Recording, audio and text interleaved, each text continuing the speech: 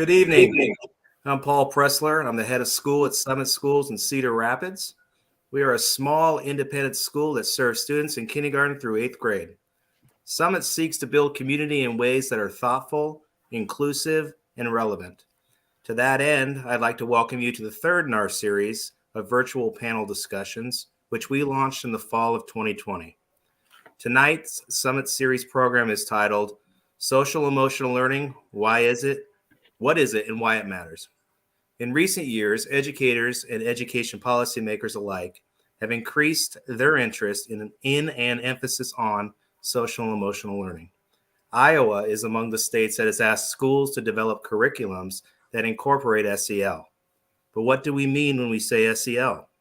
To better understand what social emotional learning is and how it plays out in our classrooms, I have invited 3 leaders in the field of SEL to share their expertise with us. Those guests are Philippe Ernwine, Director of Education at Denver Academy, an independent school of diverse learners in Colorado; Dr. Byron McClure, a national certified psychologist and podcaster based in Maryland, who runs a national research organization called Lessons for SEL; and Dr. Carrie Vogelji-Sang, a clinical associate professor in the College of Education at the University of Iowa. Tonight's session is moderated by Summit parent Rebecca Linwall, a former arts reporter for the Gazette. Welcome to you all, and Becky, I'll turn the discussion over to you. Well, thank you, Paul, and welcome to our 3 panelists and those joining this program to learn more about SEL, or social emotional learning. As with past programs, we will welcome viewers and their questions in the last 15 minutes. We'll ask you to post those for our panelists in the YouTube or the Face Live chat. To start with, let's talk about exactly what do we mean when we say social emotional learning. Is it a how? Is it a why? A what? Or is it all 3? Where did it come from? And is there a national standard? Philippe, let's start with you. And I'm thinking like a minute's worth from each of you. And you can maybe kind of build on what the other person says or share a similar context for what you say. Sure. Well, thank you very much, Becky. I'm honored to be here. Thank you for including me. And I've already learned a lot from Carrie and Byron's work. As the director of education at the Denver Academy, I mean, social emotional learning, it's an approach, it's a mindset. It is just built into everything, that we do. I think we understood 50 years ago that if we're not addressing the social emotional needs of a student, like really nothing else is going to happen. And as Paul said in the introduction, Denver Academy, independent private school, 22 acres, 420 students, and they often come to us after having been marginalized, misunderstood. And so it's just core to us. We know we have to unpack that. We have to address who they are as learners, social emotionally, before they can really get to, kind of academics or really anything else that's important. Very nice. Okay. And how about you, Byron? How would you, what kind of framework would you put around the expression SEL? Absolutely. And thank you for having me. I'm excited to be part of this esteemed panel discussing social emotional learning, students, and what we can do to improve the future of our young people. And to me, it's just that. It's a humanistic approach where we see the humanity in other people. And it's teaching as soon as we're born into our being into this world, teaching how to see the humanity in others. And we do that from the time we're born all the way throughout adulthood. And it includes those things, relationship skills, social awareness, all of those core competencies, but it's deeper than that. It's the skills that you need to be successful. And I've been reading this book from Martin Seligman. He's the founder of positive psychology. And he quotes one of the co-founders of it, Chris Peterson. And he says, when asked about positive psychology, he says, it's about other people. And I'm understanding that social emotional learning, it's about other people and seeing the humanity of others. So just in that, before we get to Carrie, it's about the student learning about themselves, but also the other people who they are with in a classroom, in a family, in a community, in our world, right? So this is inclusive nature, not just exclusive to who they are. Is that right? Absolutely. Good. Thank you. Carrie? Hi, thank you for having me. I know we're running short on time, so I'll just kind of be quick in my response since I'm the third one going here, because I think that Okay. I think that my colleagues have really summed it up really well here. And I would like to emphasize too that it isn't just about you as an individual. It's about how you relate and interact with with everybody else that you encounter in this world, which is obviously a really important piece and an important part of our lives.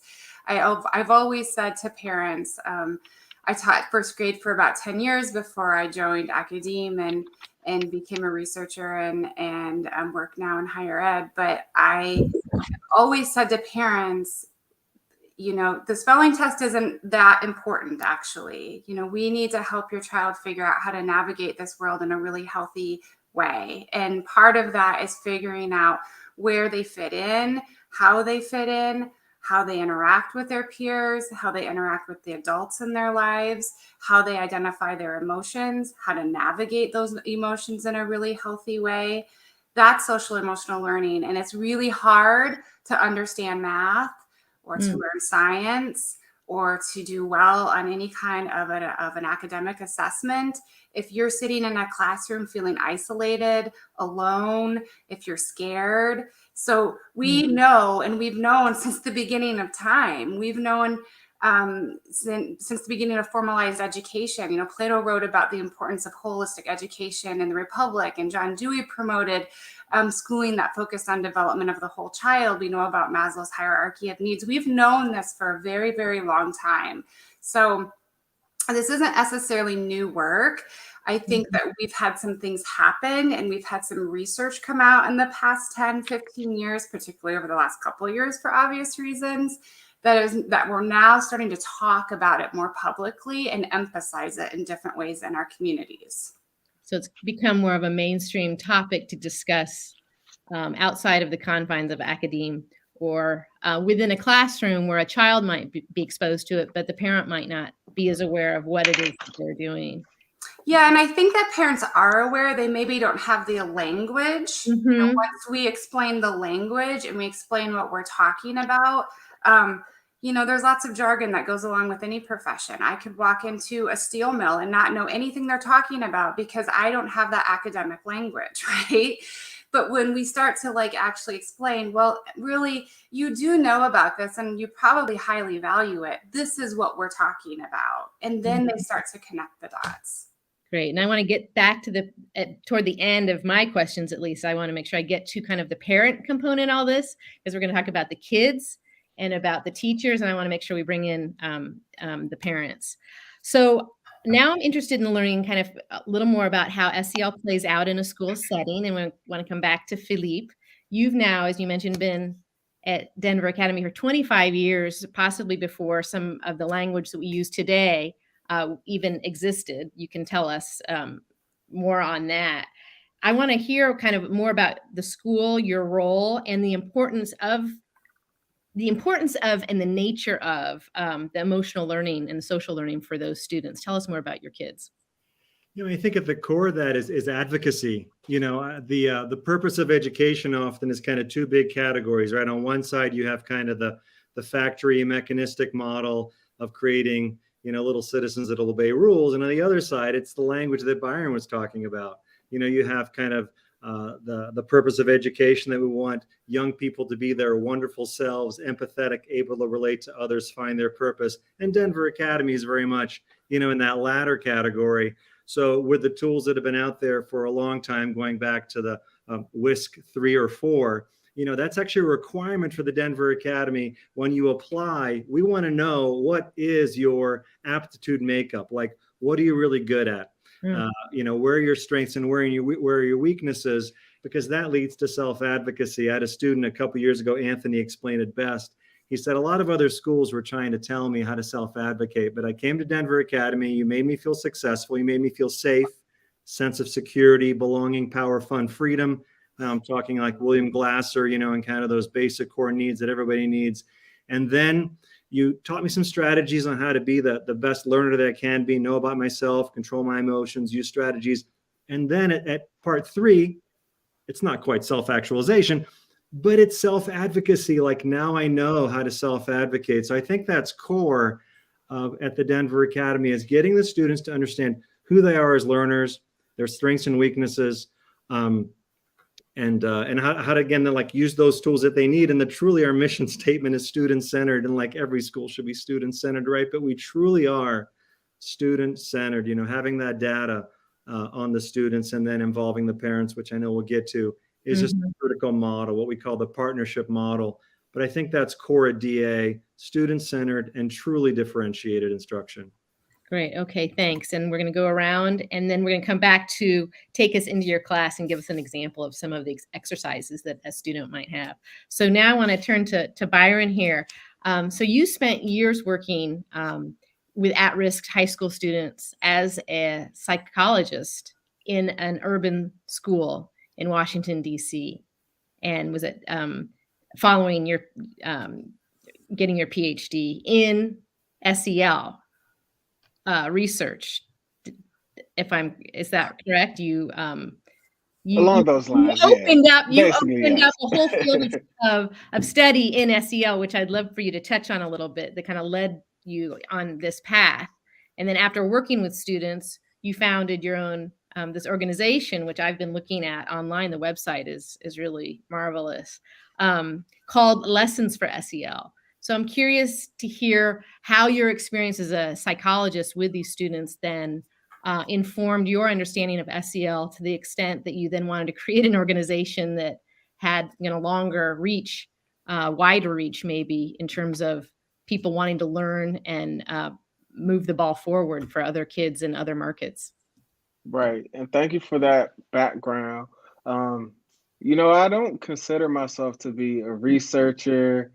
Yes, in theory, I'm a psychologist, but what does that mean, right? Now, more than anything, I'm a parent of 3. I have a 9-year-old, I have a 6-year-old daughter, and my youngest, I have an 8-month-old. And that has taught me more than any doctorate program, anything else, being a parent. And so now I'm speaking to you all from the perspective of, yes, those are things that I've learned, but from the lens of being a parent, these are skills that I am hoping to instill in my children so that they can be successful. Some of the research that I looked at ultimately were, what skills do children need to be successful? Drilling down a little bit, I looked at what skills do youth of color from high poverty communities, what are those skills that students can acquire? What programs teach these skills that can help students from these demographics be successful? And what I found, there just wasn't that much research and literature that was available. And so I did what anybody would do. If you see a problem, you do something to solve it.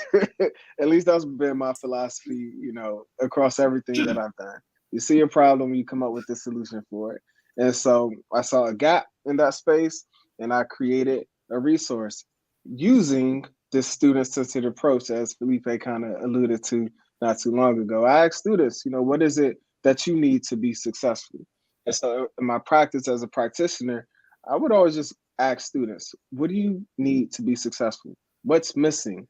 What do you want school to feel like, to look like, to, what will bring you excitement in everything that you do? I asked the same thing to teachers as well. And then I took all of those elements, created my own resource called Lessons for SEL, created a curriculum called 6-Minute SEL, but ultimately did those things just as a way to meet the needs of people. And ultimately, that's, to me, what this work is all about. Understanding what people need, and then working relentlessly to ensure those needs are met. When you can do those things, now you're tapping into providing access, providing opportunity, so that every single student who comes inside of your school building has an opportunity at success. And at the core, that's what I've been able to do. Great. And we'll want to hear kind of some examples of the lessons that people can access from Lessons for SEL that you have found like to be the most sought after, or, seem to catch people's attention, or speak to a need that a teacher or student or parent is feeling. Carrie, you have this wonderful long title, so I'm going to break it down. As I described, because you're Director of Educator Development at 2 centers within the University of Iowa's education school. Mm-hmm. One is the Iowa Center for Mental Health, mm-hmm. and then the other is the Baker Teacher Learning Center, which was launched just a couple of years ago. Is that right? In about 2000? Well, not quite. You're close. It's the Iowa Center for School Mental Health, and the Baker Teacher Leader Center has actually been in existence for about 10 years now. And it's the Iowa Center for School Mental Health that it was just launched. We received, we received some funds from the states to open up that center last summer. So it's brand new. We're approaching our first year open. And which has been really, really exciting. But it's through the Baker Teacher Leader Center that basically I did it. My story is similar to Byron's, to be honest with you. I started teaching years ago. I'm not going to tell you how old I am, but I started teaching many years ago. And in my first, in those induction years, I myself thought something was just not quite clicking, was a little bit missing.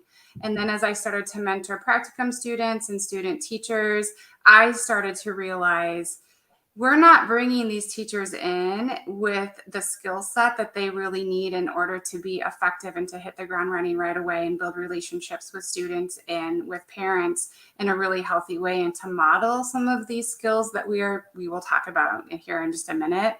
Mm-hmm. And then, of course, I became a parent myself. And I have a 20-year-old and a 17-year-old now, and I've been really fortunate enough to help be a kind of a parental figure in some of their friends' lives and walk with them through their schooling experiences.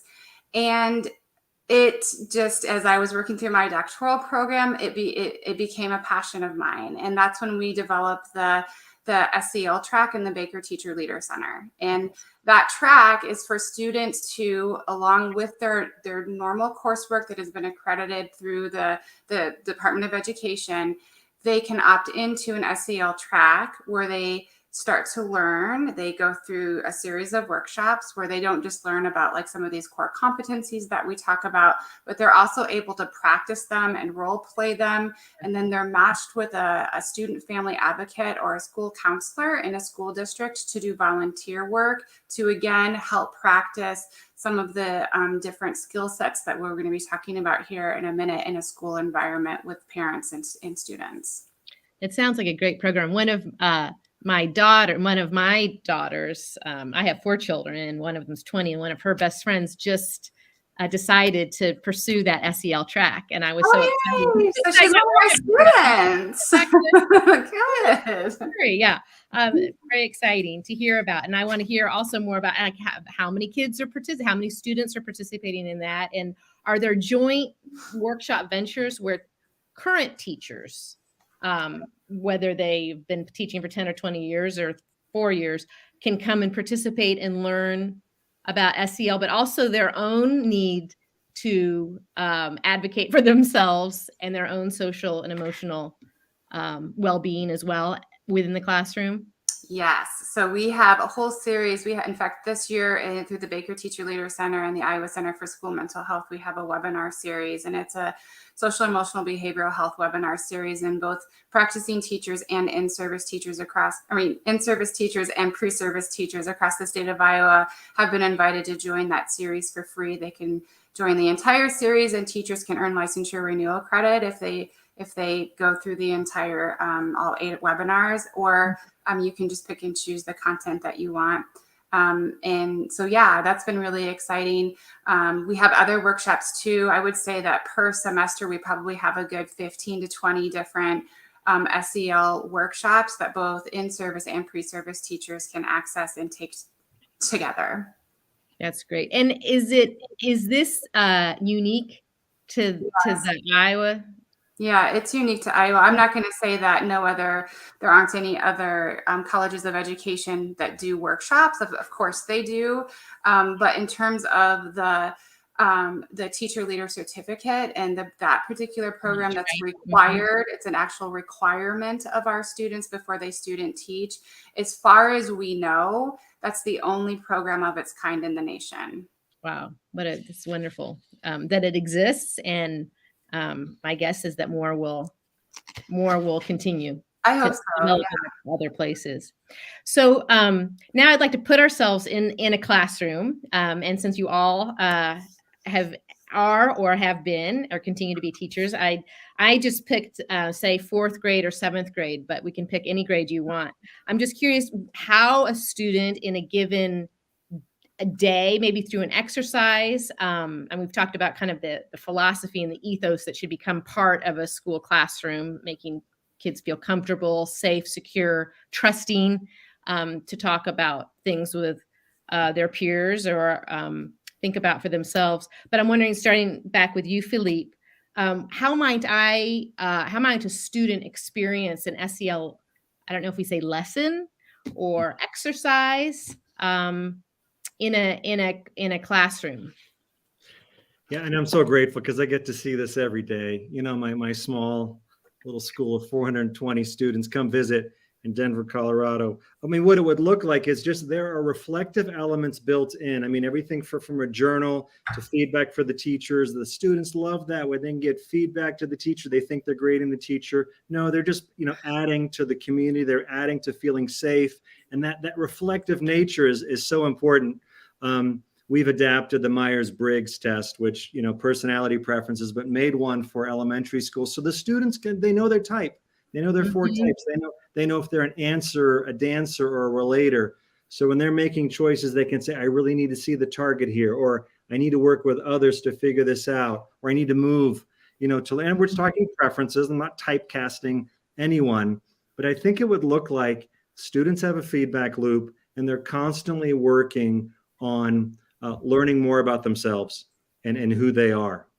I could list many tools, but I thought I'd pick the Myers-Briggs. It's also a really fun survey to give students because when they figure it out, the extroverts, they show themselves pretty quickly. And announce it. Yes. Yeah. So how about you, Byron, when you were working in schools particularly?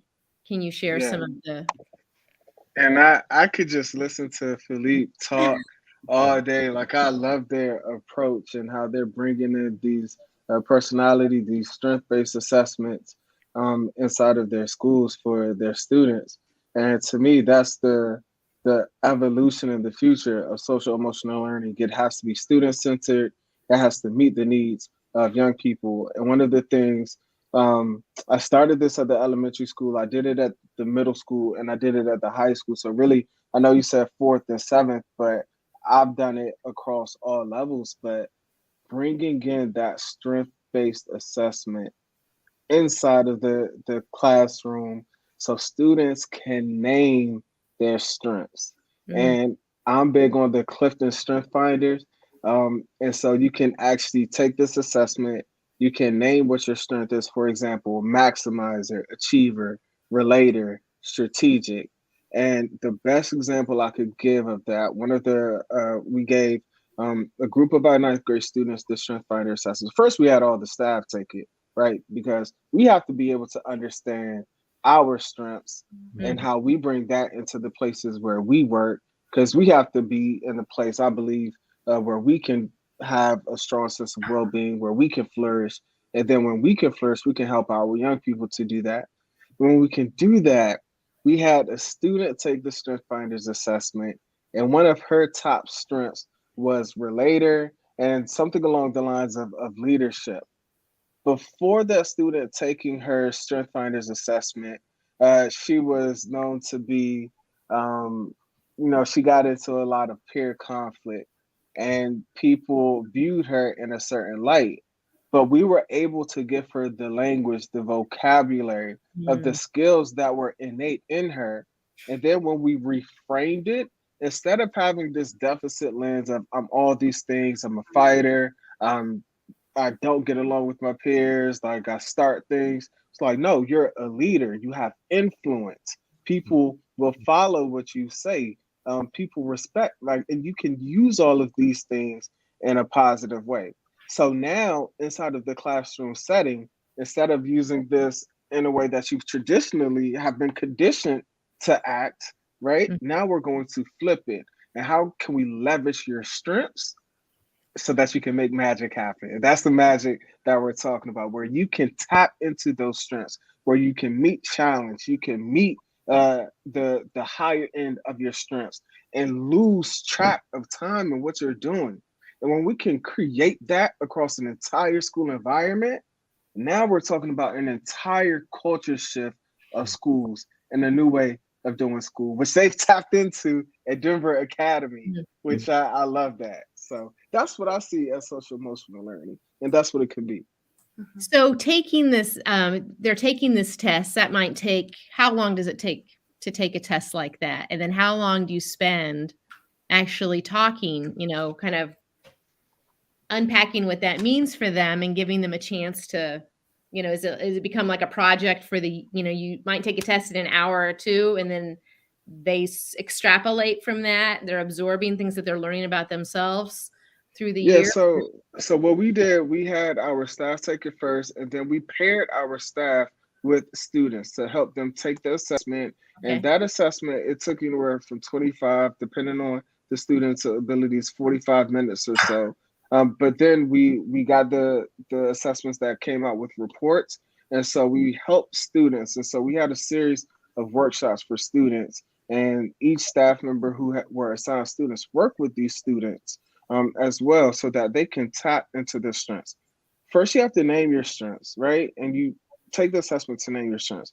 But then the other part of that is knowing what these strengths mean, understanding what they are. And then the third aspect is the application. How can you apply these strengths every single day in everything that you do inside of the classroom, out there on the basketball court, inside of your home setting, so that you can leverage those strengths? And so when you can tap into all of those things, then you're really doing a thorough job. But it takes time. It's not one thing, all right, you take this 10-minute assessment and it's over. It has to be ongoing, nurtured from pre-K through 12th grade. And really that's where this process is, right? It's not just an instant. It's not just a moment. It's an ongoing way to approach, I call it social development of our young people. Great. I know we're going to have some specific questions about that, because I can see questions are starting to come in from our viewers. So I'm glad that we're going to still have a good 20 minutes to talk about more deeply what some of those examples are. Carrie, let's talk about with you and with this. You did a nice overview there, talking about the kind of workshops and access to the SEL track for students. Maybe from the perspective of a teacher, how would, I want to let you talk about, classroom exercises that you have witnessed a student engage with, that you found really effective. And then I want to then move from that to some things that a teacher might access other than the tests that we've talked about. Mm-hmm. Yeah. So I'm thinking about going into buildings and watching students and watching some of our student teachers or practicum students or doing professional development with teachers and the classrooms. And one of the things that I notice when I walk into a school and I see a very strong positive presence of SEBH or SEL curriculum, or just, I don't even like to say curriculum, just like kind of their culture. It's their culture, the vibe and the climate. It's what they do. It's not just a curriculum. It's way beyond that. It's the language they use. It's student centered. It's strengths based. So when I'm in there, oftentimes when I'm seeing this and I'm in a building that has this, I see students have a certain vocabulary or language skills that it's very clear when you're talking to them or you see them talking or hear them talking with their peers, they're able to identify feelings accurately. They're able to watch something on the playground that might be upsetting and have a big emotion, and then use different kinds of techniques and practice mindfulness practices to calm down or to help a peer calm down. It looks like another student going over and sitting by a student in the lunchroom that is sitting alone. It looks like another student sticking up for a student in a line going out to recess. These are the things that you oftentimes see and witness and experience when you're actually in a school setting where this is being practiced on a daily basis, not just in math, not just during SEL time, but it's being modeled and pointed out and practiced by the teachers and by the students. I love that. So it's not just like the community circle that can be very helpful. We all talk about, something important or something that you're worried about. It is carrying through the being aware of others as well as yourself throughout the day. Yeah. And having that be part of the framework of how to be with people. Yeah. It's hard to teach. I'm not going to say that. We have to do a better job in teacher prep.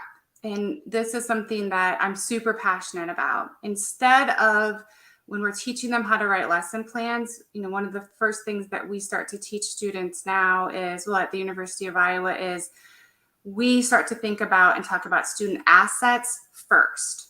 Get to know your students. We call them student assets. Okay. What are those assets? How can we deliver a lesson building on those assets and shining the light on those students and helping them build from there? Instead of taking a deficits approach, it's not that we don't like ACEs. That's not it. But when you focus on that all the time and you're always talking about these risk factors. Okay, yeah, I want to do that. Identify what that is just for people who aren't as familiar. Right. Okay. Yeah. Risk factors. Then what happens is it's easy to slide in this practice of taking a deficits approach instead of building on student assets. I'm taking notes here because this is just all like stuff not to forget. As we, I think everything we're talking about here is going to be helpful for parents who I think probably need SEL. I mean, I have as a parent of 4, right? Each time you have kids going through different stages in their lives, different rates of growth, changes, friendships, breakups, all of these things. Like when it's new to you each time, at each phase, I thought this is actually I'm outside of my expertise here because I haven't dealt with this either, right? And your child is dealing with. And so this feeling, I think for parents to feel like we're part of the same thing that my child is going through, not to be like in their business in the classroom, but also be aware of what it is that the goals are within the classroom in terms of growth and social and emotional learning. So that then that goes home, when the child goes home, how do we help parents understand some of the things to think about in maybe the way we ask questions or the way that we don't answer, right? I always am going like this to make sure, like try to take myself out of a discussion. I'm bad at it, but just kind of some ideas that you've come up with. And maybe we'll start here with Byron as the psychologist, like both things that, I mean, you're still a baby parent, really. But like things that I'm guessing that you've had exchanges with some of your students' parents often in Washington, D.C. And what are some of the advice maybe that you gave those parents and guardians seeking to do better by their child? Yes, I am a baby parent. And so the advice that I'm going to give, you could take it with a grain of salt, is what I found practical for myself, as well as those families who I work with. And it's just that it's practical things. Like I would never tell a parent to go out. I can tell you to go out and get a curriculum, but like I'm a parent. I don't have time to do that. Bathing kids, fixing dinners, checking homework, changing diapers, all of those things. So the practical thing is creating space to naturally integrate those things. And one of the things I recommend is, as best you can, It's setting out time to have dinner. And I can speak as a Black male in my community. That's something that isn't always prioritized. My wife, we have conversations about it all the time. Like, that's just wasn't normalized. Let's say sit down, eat dinner together. Number one, you're creating space to allow these conversations. The other component is 3 good things. And this is a positive psychology based intervention that has scientifically shown to increase rates of happiness and decrease rates of depression. Reflect on 3 good things that happen. And I do this every single day with my kids. As soon as I get off this call, I'm going to call them and we're going to do it. I'm traveling, they're back home. But we do that. So my 9-year-old does it, my 6-year-old daughter does it. As soon as my 8-month-old, as soon as he starts talking, he's going to do it too. But it's a way for us to connect, to reflect on, good things that have happened, big or small.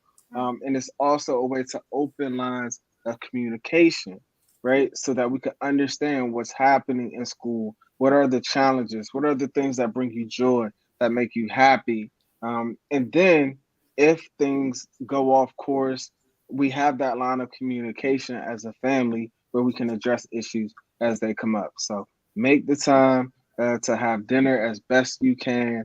Practice 3 good things. It's a super powerful intervention that doesn't cost you anything. I love it. Carrie? Oh man, if you only knew all my parents' stories. Well, we have one of our first questions is, how do we support SEL at home? So I think we have some time here. Yeah.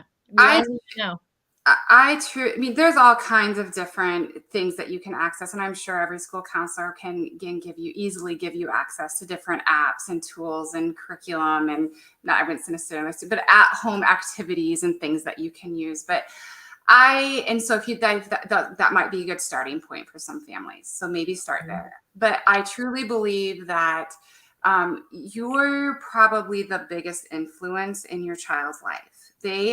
Everything you say, how you manage every situation in your life, they are watching you. So when you yell at a teacher, when you lose your cool on the ref, when you are rude to somebody at the grocery store, they're watching it and they're learning how to manage that situation and big emotions by watching you. And so my biggest advice actually is, if you struggle managing really big emotions and accurately identifying your emotions and knowing how to navigate these difficult situations in a healthy way, I would actually start by going and seeking out help for yourself first and learning how to do those things so that you can model them in front of your kids on a daily basis and even talk through that as you're doing it.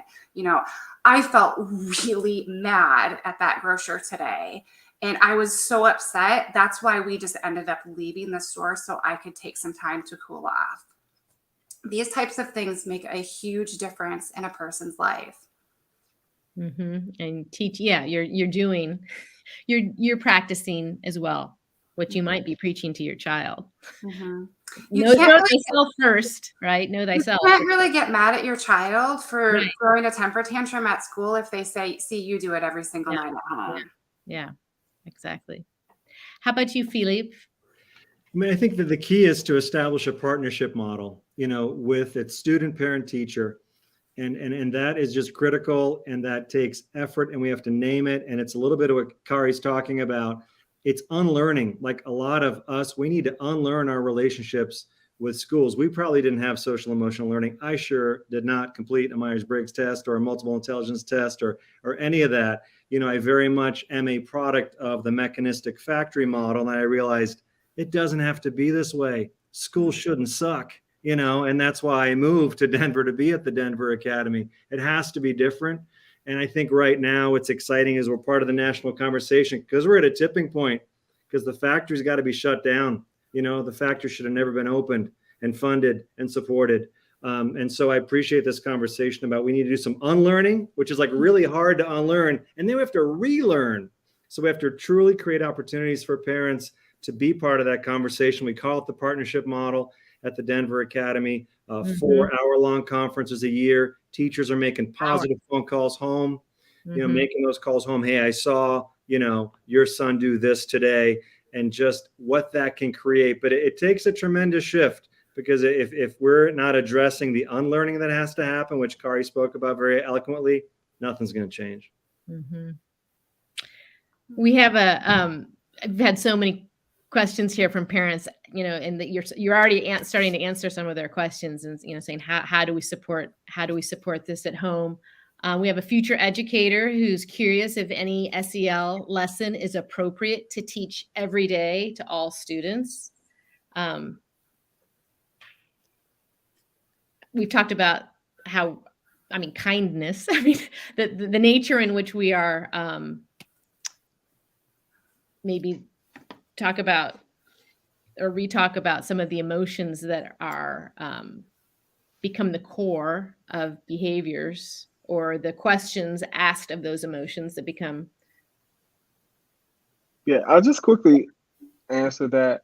It depends on the type. If you're using a manualized treatment program, the second steps of the world, there's curriculums that are designed to be used every day. But I think the sentiment across this panel is, as a future educator, do those things that are student-centered, that are going to actually reach your students, that are going to be real, that are going to be authentic, that will build connections, and things that, frankly, don't cost money, that still do the same thing, right? I'm a huge proponent of extracurricular activities, of playing sports.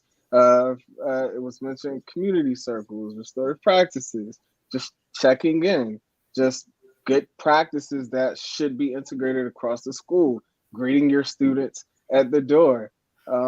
What are those things to where you can allow opportunities to model appropriate behavior, getting along with others, sharing, resolving conflict peacefully?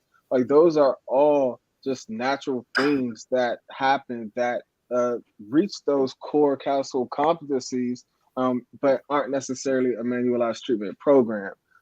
So to just be succinct, yes, you can do a manualized treatment program, but you can equally do those small things that also matter as well. Yeah, the daily check-ins and greetings. And Philippe, you talked about journaling. So am I remembering right, Philippe, when we had that chance to talk earlier, that your students come in and do they write something every day that's to themselves? Yeah, absolutely. Yeah. So they're reading about what they're thinking, wondering. Spelling and grammar don't matter, and the kids love that. So it's just absolutely, it's a vehicle that then the teacher's responding to, and it's incredibly powerful. I mean, that is the symbol of reflection and then dialogue with the teachers. That's something our future teacher could do, every single day, because even though it's the journal every single day, maybe 89-cent composition, notebook, again, easy way to do it, but it would still be different enough every single day and have value for sure. That's great. We got a question here about personality tests. Could that lead, or is there a concern of that there's so much emphasis of what a child's perceived strengths are, that they, if there's something that they want to be, that they're not identified as in that test, for example?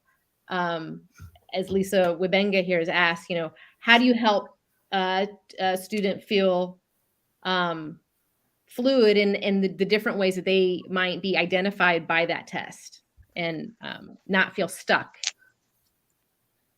Yeah, this is an interesting question for me. With the students who I've historically worked with, one, you also have to keep in mind that a lot of clinical assessments are naturally biased. And so even California, they've done away with cognitive assessments for Black students because of the bias of these assessments. Testing oftentimes have been used to exclude certain individuals. And so I have a very love-hate relationship with personality assessments, just assessments in general.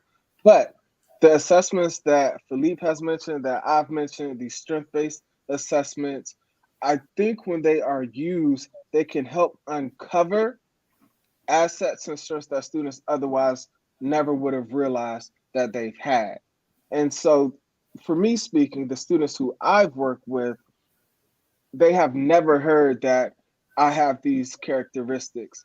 And I didn't know this was a possibility. So we are using these assessments as tool to help reveal what's already innate within students. I think that with any assessment for that matter, there has to be a degree of carefulness with them, with interpreting, with applying the findings of those assessments in any tool that you're using. And importantly, I think that we have to leverage the strengths in any assessment that we're using and help students understand that these tools are just one aspect of it. We have to stress that you're not a data point, you're not a statistic, you're a person.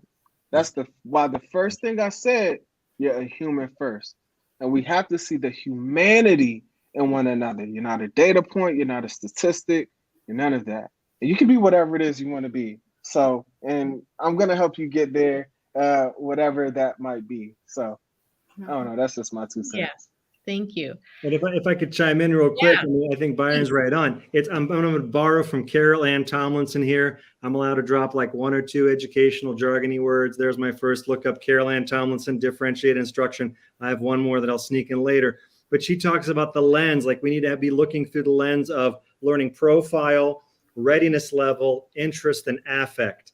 And so I really appreciate the question, because you're right. That could be a slippery slope toward doom if that's the only data point you're looking at, like Byron's talking about. But again, that lens of learning profile, readiness level, interest, and then their affect, just their general affect. How do they feel about school, which has obviously been the focus of our conversation.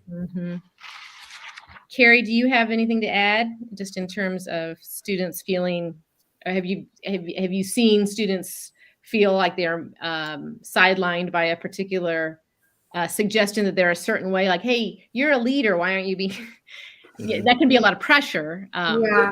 I mean, I see it all the way up. I mean, I teach graduate students, and I have people come into my classes and will say things like, I'm not good at that, so I'm not going to give the presentation. And I challenge that every time. I always, I always say, like, what makes you think that? Or human beings are complex, and you are a little bit of everything at all the time. And there are lots of things that you can do to build whatever you want to build upon. If you think you're not a leader, yes, you are. You're a leader. And if you want to become even a better leader or a leader of more people, there are lots of things that you can do in your life to do that and to grow that strength. So yeah, I guess it's just, I agree.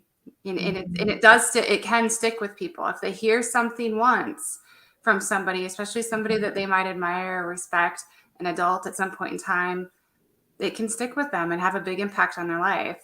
And especially for the students who aren't front and center all the time, for the ones on the periphery. Those are the ones that always touch me as a mentor and a tutor at schools. I'm looking for the child who isn't necessarily speaking up or who isn't participating and interested in going to sit by them and talk to them and hear, how's your day going? Tell me something about, what you're working on, and the speed with which some of these students will start sharing because they've been asked. And that's not to say a teacher can't get everywhere. That's the other thing. I mean, it's, you've got 28 kids in the classroom every day. It's asking a lot. It's asking a lot of our teachers. I have a question about concerns that you might have about the work of SEL and how it might be perceived by others in the environment we're in. And I see we also had that question as well, a parent asking, have you experienced in your work skepticism or even hostility around SEL? And, the news is full of examples of ways that certain kinds of learning is a little marginalized. Certain kinds of books might not be seen as preferred for a classroom right now.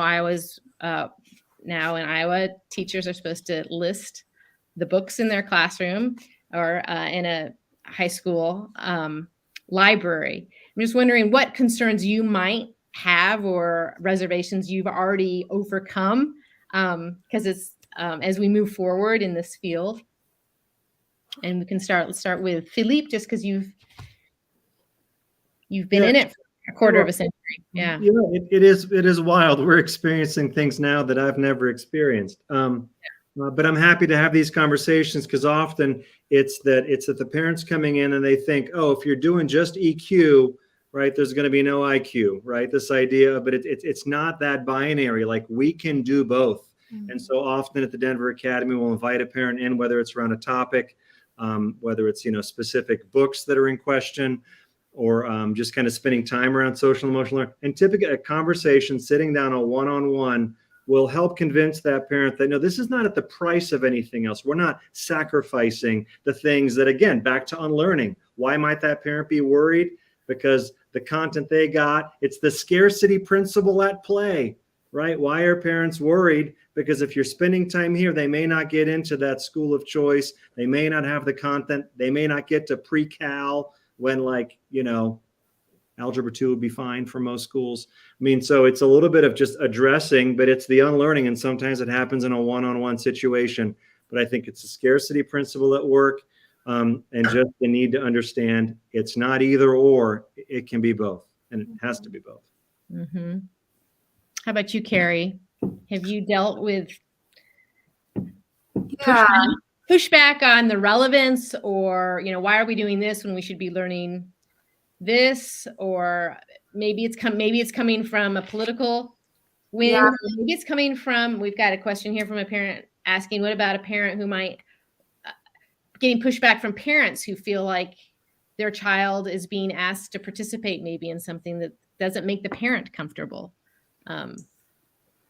Well, I think everybody should have, if you're going to, especially if you're going to a public school, if you're going to a school and we're going to work as a community and we're going to try to get along as a community, we have to be able to work on having difficult conversations with each other and to do it in a really healthy and productive way. So I think having those conversations, like Philippe was saying, is kind of, getting to understand where the reservation and where their concern is coming from first. You have to know that first. I can tell you that at the center, we haven't necessarily had a lot of pushback. We've just, we've been fielding some questions, I guess you could say, or we're very much aware of things that are happening at the state and at the national level with regards to kind of this lumping SEL, SEBH work in with CRT.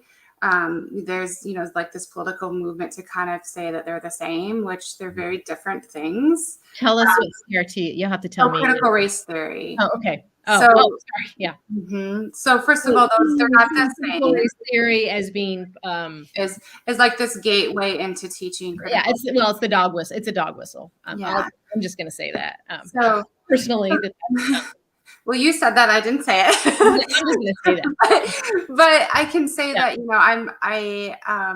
So it's addressing that and making sure people do really understand what SEBH is and what SEL is and why it's important, and then understanding like their concerns about focusing on or helping provide opportunities for students to build some of those skills in their life at school and in community, because really you build those skills when you're in community, not when you're isolated at home.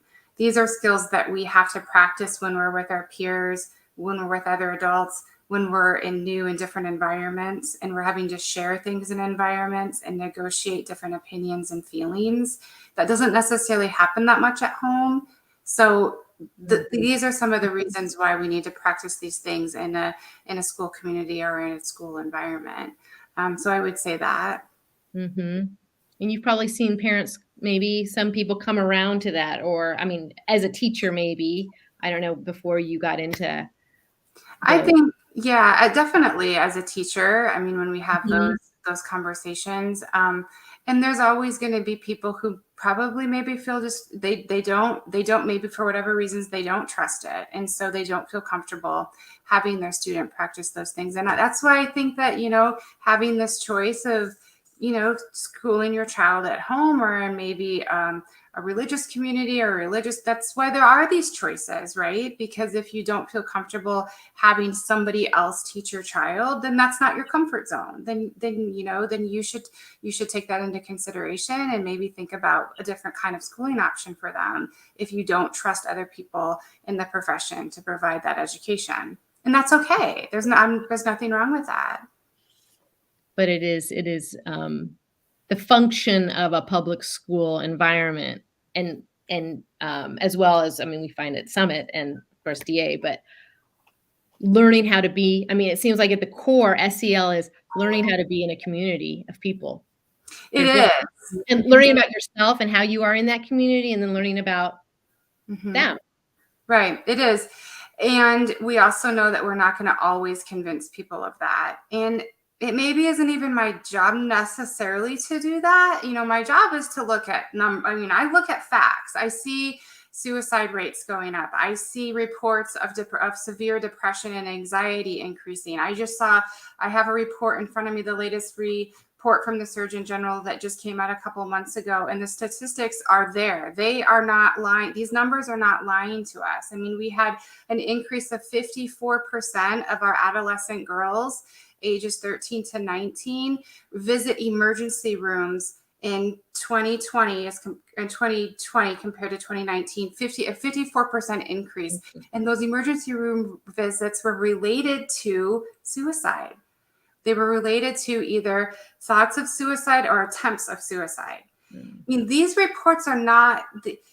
When we look at this information and we know how kids are struggling with anxiety, with depression, with suicide ideation, with the reports of a lack of authentic friendships, of belonging, sense of belonging.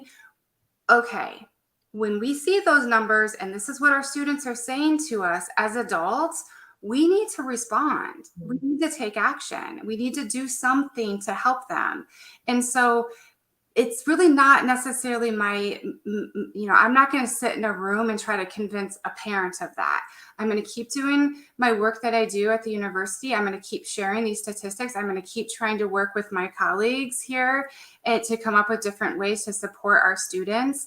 And I think at the end of the day, good work speaks volumes. And when we can produce really good work and we can produce really good outcomes and share that with communities, that's super important. We're going to come back to this topic, I think, in a couple of years and see, especially after you've had some of your kids your budding the students who are becoming teachers. I'd like to have some of them come on and talk about what they've learned and what they're applying in the classrooms. And we're having some of them we're having some of them talk to our donors this coming Friday, and they have amazing stories. I bet they How do. it's changed them. I want to end before we're going to bring Paul back at the because we're already at 7:28 here. I want to bring people's attention just to a little scroll along the bottom, just as a thank you to our esteemed panel here. Feel free, please, to support this wonderful discussion by sending your thanks as a donation to the summitschools.org/giving. Byron, I just wanted to end with you with the question of just quickly on your site, and when you do podcasts, is that I watched a podcast that you were part of. Can you provide us just quickly how to get to you? How do you get to when you're giving a panel discussion that's not with us? How we can tap into that?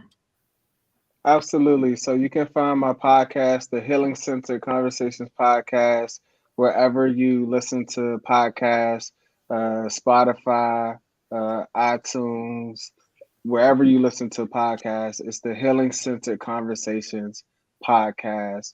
Will you spell out that first word? Yeah. So my shirt, Healing Center. Thank you. Conversations. Oh my gosh, I love it. Okay. Healing Center Conversation. Wonderful. Absolutely. And then across all social media platforms as Healing Convo, CONVO pod.